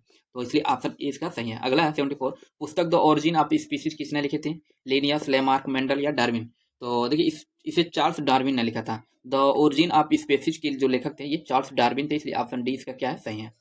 अगला प्रश्न है कि 75 भारतीय अंतरिक्ष यात्री ग्रुप कैप्टन सुभाष शुक्ला और उनके दल ने अंतर्राष्ट्रीय अंतरिक्ष स्टेशन पर अपने 18 दिवसीय प्रवास के दौरान किस भारतीय प्रजाति पर सूक्ष्म गुरुत्व का प्रयोग किया? तो बिच्छू पर, टार्डिग्रेडस, मकड़ी या केंचुआ। तो इसरो के अनुसार देखा जाए ना तो ग्रुप कैप्टन जो इसरो के अनुसार मतलब ग्रुप कैप्टन सुभाष शुक्ला ने 7 सूक्ष्म गुरुत्व प्रयोगों को सफलतापूर्वक किया और इन प्रयोगों में ना टार्डिग्रेडस एक भारतीय प्रजाति का अध्ययन शामिल था। किसका? टार्डिग्रेडस, अर्थात ऑप्शन नंबर ए इसका 20 का क्या है, सही है। अगला प्रश्न है 76। भारत में पहली बार ये कह रहा है कि भारत में पहली बार किस देश में आयोजित एक्सरसाइज टेलीसम सेवर का नामक सैन्य अभ्यास किया गया? जापान, ऑस्ट्रेलिया, फ्रांस या संयुक्त राज्य अमेरिका। तो देखिए एक्सरसाइज जो टेलीसमन सेवर जो है ये ऑस्ट्रेलिया का सबसे बड़ा द्विवार्षिक सैन्य अभ्यास है। ठीक है, तो इसका जो सही आंसर हो जाएगा ऑप्शन नंबर बी, ऑस्ट्रेलिया। अगला 77 की इजराइल ने 13 जुलाई 2025 को अपने किस सबसे उन्नत संचार उपग्रह को अंतरिक्ष में प्रक्षेपित किया? तो ओफेक 16, ओमेस 17 या ड्रोर 1 या टेक्सान। जैसे कि इजराइल ने अपने सबसे उन्नत संचार उपग्रह ड्रोन 1 का सफल प्रक्षेपण किया। इसलिए ऑप्शन नंबर सी इसका क्या है, सही है। अगला है 78 कि भारत और यूरोपीय मुक्त व्यापार संघ के बीच हुआ नया व्यापार समझौता किस तारीख में लागू हुआ? तो 1 सितंबर 2025, 1 अक्टूबर 2025, 1 जनवरी 2026 या 31 जुलाई 2025। देखिए भारत और यूरोपीय मुक्त व्यापार संघ के बीच ना ऐतिहासिक व्यापार आर्थिक साझेदारी समझौता जो है ये 1 अक्टूबर 2025 को लागू हुआ था। कब? 1 अक्टूबर 2025, अर्थात ऑप्शन नंबर 20 का क्या है? सही है। अगला है 79 प्रश्न कि खेल दिवस के अवसर पर बिहार झारखंड के खिलाड़ियों के लिए नई खेल एकेडमी का उद्घाटन कहाँ किया जाएगा? तो पटना में, रांची में, राजगीर या बोधगया में। तो देखिए अगस्त को ना राष्ट्रीय खेल दिवस मतलब अगस्त में राष्ट्रीय खेल दिवस के मौके पर बिहार के राजगीर में ना एक नई खेल एकेडमी का उद्घाटन किया गया था और यह अकादमी विशेष रूप से बिहार और झारखंड के खिलाड़ियों के लिए बनाई गई है। तो इसका सही आंसर हो जाएगा ऑप्शन नंबर सी, राजगीर में। अगला कि दिल्ली में गंभीर वायु प्रदूषण से निपटने के लिए किस तकनीकी के माध्यम से कृत्रिम वर्षा कराने की ऐतिहासिक परियोजना शुरू की जा रही है? तो fog cannon, smart tower, cloud seeding या आयनीकरण। तो इसका सही आंसर हो जाएगा क्लाउड सीडिंग। तो देखिए दिल्ली सरकार ने शहर के गंभीर वायु प्रदूषण की समस्याओं से निपटने के लिए ना क्लाउड सीडिंग के माध्यम से कृत्रिम वर्षा कराने का एक ऐतिहासिक परियोजना को मंजूरी दी। हालांकि क्लाउड सीडिंग 2-3 बार कराया गया लेकिन ह्यूमिडिटी न होने के कारण बारिश नहीं हो पाया था। ठीक है, तो लेकिन क्लाउड सीडिंग के कारण से कृत्रिम वर्षा कराया जाता है। तो ऑप्शन सी इसका क्या है? सही है। अगला 81 प्रश्न कर रहा है कि हाल ही में दक्षिण अमेरिकी क्या है? ये कह रहा है कि हाल ही में दक्षिण अमेरिकी देश सूरीनाम की पहली महिला राष्ट्रपति कौन बनी है? तो कैमला हैरिस, इंदिरा नूई, जेनिफर गेलिकस साइमंस या द्रौपदी मुर्मू। तो इसका जो सही आंसर हो जाएगा, सूरीनाम जो है ना ये दक्षिण अमेरिका के उत्तरी पूर्वी तट पर स्थित एक छोटा सा देश है और इसका जो सही आंसर हो जाएगा जेनिफर गिरलिंगी साइमंस। ठीक है, जेनिफर गिरलिंगी साइमंस को देश की पहली महिला राष्ट्रपति के रूप में चुना गया है। तो ऑप्शन सी इसका क्या है? सही है। अगला 82 प्रश्न ये कह रहा है कि भारतीय अंतरिक्ष अनुसंधान संगठन इसरो ने अपनी स्वदेशी क्षेत्रीय नेविगेशन प्रणाली नाविक को और अधिक सशक्त बनाने के लिए वर्ष 2026 तक कितने अतिरिक्त नेविगेशन उपग्रह प्रक्षेपित करने की योजना बनाई है? तो 1, 2, 3 या 5। तो देखिए इसका जो सही आंसर हो जाएगा ये होगा 3। ठीक है, भारत की रणनीतिक स्वायत्तता को बढ़ाते हुए भारतीय अंतरिक्ष अनुसंधान संगठन ने अपनी स्वदेशी नेविगेशन प्रणाली नाविक को और मजबूत करने की घोषणा की है और इन्होंने 3 अतिरिक्त उपग्रह प्रक्षेपित करने की योजना बनाई। इसलिए ऑप्शन सी इसका क्या है? सही है। अगला करें अंतर्राष्ट्रीय मुद्रा कोष अर्थात आईएमएफ की अप्रैल 2025 की फिस्कल मॉनिटर रिपोर्ट के अनुसार 2025 में दुनिया का सबसे अधिक ऋण से जीडीपी अनुपात वाला देश कौन है? ये जापान है, संयुक्त राज्य अमेरिका, ग्रीस या सूडान। तो इसका जो सही आंसर हो जाएगा सूडान है, अर्थात ऑप्शन नंबर डी इसका क्या है? सही है। देखिए अंतर्राष्ट्रीय मुद्रा कोष की अप्रैल 2025 की फिस्कल मॉनिटर रिपोर्ट के अनुसार सूडान 2025 में दुनिया का सबसे अधिक ऋण से मतलब जीडीपी अनुपात वाला देश है ये। और इसका क्या है ना ऋण से जीडीपी अनुपात लगवाना कितना है? तो 252% है, जो कि बहुत ज्यादा है। और इसका मुख्य वजह है ना देश में चल रहा आंतरिक संघर्ष, गंभीर आर्थिक अस्थिरता, जिसके कारण इसकी अर्थव्यवस्था बुरी तरह से क्या है? प्रभावित है और कर्ज का बोझ अत्याधिक क्या है? बढ़ गया है। तो इसलिए ऑप्शन डी इसका क्या है? सही है। अगला 84 प्रश्न कर रहा है कि पटना हाईकोर्ट के 35वें मुख्य न्यायाधीश के रूप में किसे नियुक्त किया गया है? तो देखिए न्यायमूर्ति जो है विपुल एम पंचोली क्या है? सीधे हम लोग देखते हैं न्यायमूर्ति ऑप्शन नंबर सी में दिया है, न्यायमूर्ति विपुल एम पंचोली को पटना हाईकोर्ट का 45वें मुख्य न्यायाधीश के रूप में चुना गया है। ऑप्शन सी इसका क्या है? सही है। अगला प्रश्न है 85 कह रहा है कि अमेरिका म्यूजिक अवार्ड जीतने वाली पहली भारतीय मूल की संगीतकार कौन है? नोरा जोन्स, AMIA या राजा कुमारी या अंजुला देवी। तो देखिए भारतीय अमेरिकी रैपर गायिका जो है राजा कुमारी ये अमेरिकन म्यूजिक अवार्ड अर्थात AMA को जीतने वाली पहली भारतीय मूल की संगीतकार बन गई। इसलिए ऑप्शन नंबर सी इसका क्या हो जाएगा? सही हो जाएगा। 86 प्रश्न कह रहा है कि मेघालय के जोवाई शहर में किस आदिवासी समुदाय द्वारा पारंपरिक बेहदी नकलम महोत्सव मनाया गया? तो देखिए बेहदी नकलम महोत्सव जो है मेघालय के पनार आदिवासी समुदाय का एक महत्वपूर्ण वार्षिक त्योहार है। ठीक है, किसका? पनार, अर्थात ऑप्शन नंबर सी क्या है? सही है। और ये हर साल जुलाई में मनाया जाता है और इसका उद्देश्य ये होता है ना कि अच्छी फसल के लिए प्रार्थना करना और समाज में बीमारियों और बुरी शक्तियों को क्या करना है? इसमें दूर भगाना है। और ये त्योहार देखा ना राज्य की समृद्धि, सांस्कृतिक विरासत और पारंपरिक मान्यताओं का ये जीवंत प्रदर्शन है। तो इसलिए ऑप्शन नंबर सी इसका क्या है? सही है। अगला करें भारत और सिंगापुर के बीच होने वाले 14वें संयुक्त सैन्य अभ्यास एक्सरसाइज बोल्ड कुरुक्षेत्र 2025 का आयोजन कहाँ किया गया? तो पुणे, जोधपुर, जैसलमेर या अंबाला। तो इससे कि भारत और सिंगापुर के बीच रक्षा सहयोग को मजबूत करते हुए ना संयुक्त सैन्य अभ्यास एक्सरसाइज बोल्ड कुरुक्षेत्र 2025 का जो 14वां संस्करण हुआ ना ये जोधपुर में हुआ, अर्थात ऑप्शन नंबर 20 का क्या है? सही है। अगला प्रश्न है 88 कि कछुओं के संरक्षण के लिए किस मंदिर को आदर्श मंदिर का दर्जा दिया गया? तो कामाख्या मंदिर, नागशंकर मंदिर, दक्षिणेश्वर काली मंदिर या लिंगराज मंदिर। तो देखिए भारत और पूर्वोत्तर असम के जो विश्वनाथ जिले में स्थित नागशंकर मंदिर को ना किसको? नागशंकर मंदिर, अर्थात ऑप्शन नंबर बी क्या है? सही है। और इसी को कछुओं के संरक्षण के लिए आदर्श मंदिर का दर्जा दिया गया और यह सम्मान 23 मई 2025 को 23 मई 2025। हालांकि इसी दिन कछुआ दिवस भी मनाया जाता है, तो 23 मई 2025 को विश्व कछुआ दिवस पर प्रदान किया गया था। और देखिए मंदिर परिसर में 13 प्रजातियों के मीठे पानी के कछुओं का संरक्षण किया जाता है, और इसमें मतलब इसके संरक्षण में विशेषज्ञों तथा स्थानीय समुदाय के तरफ से सक्रिय सहयोग भी होता है। अगला 89 के केंद्रीय मंत्रिमंडल द्वारा 16 जुलाई 2025 को स्वीकृत प्रधानमंत्री धन धान्य कृषि योजना का मुख्य उद्देश्य क्या है? तो इसका जो मुख्य उद्देश्य है, क्या केवल जैविक खेती को बढ़ाना या 100 चयनित कृषि जिलों में कृषि क्षेत्र को सशक्त बनाना, सभी किसानों को मुफ्त बीज देना या कृषि निर्यात को दोगुना करना?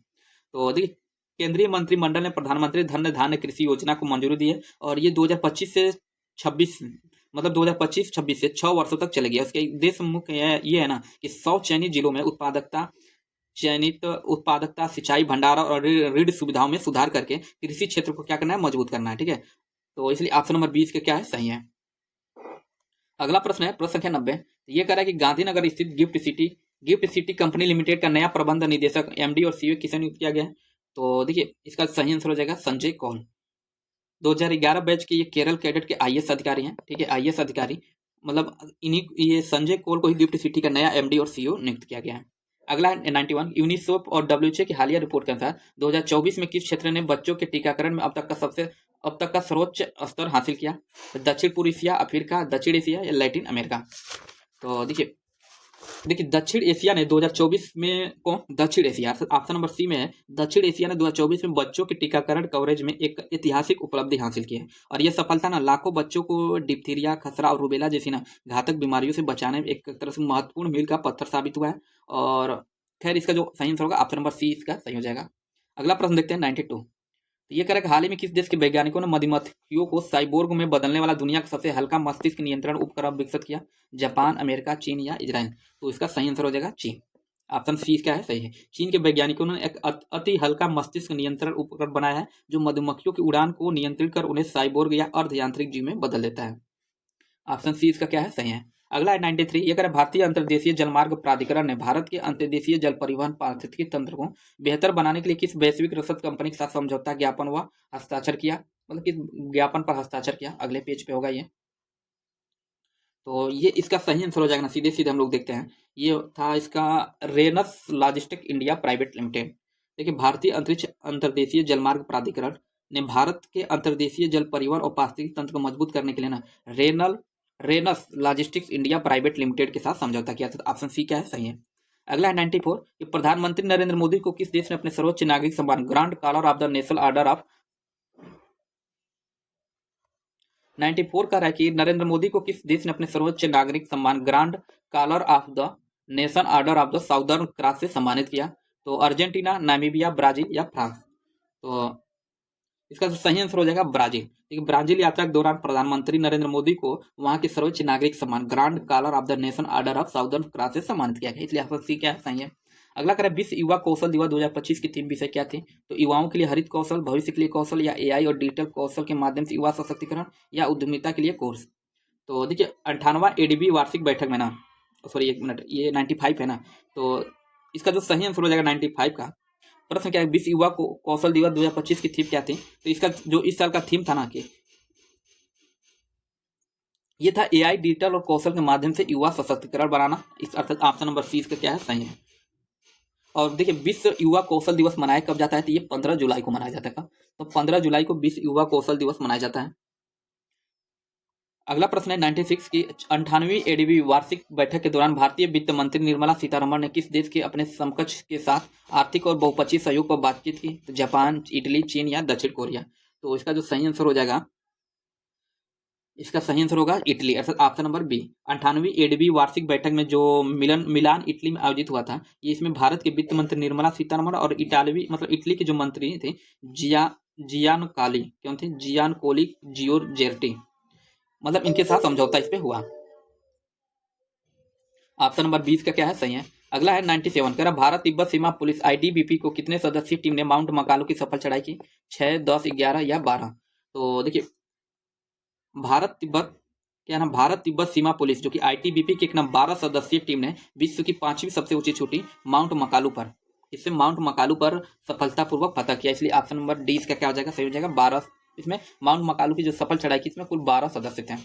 अगला प्रश्न है 98। ये करें बिहार सरकार की बिहार सरकार की सतत जीविकोपार्जन योजना का लाभ अब किन नए लाभार्थी समूहों को प्रदान किया जाएगा? तो दिव्यांगजन और ट्रांसजेंडर समुदाय, शहरी गरीब और प्रवासी मजदूर, एकल महिलाएं और विधवाएं, या भूमिहीन किसान और बटाईदार।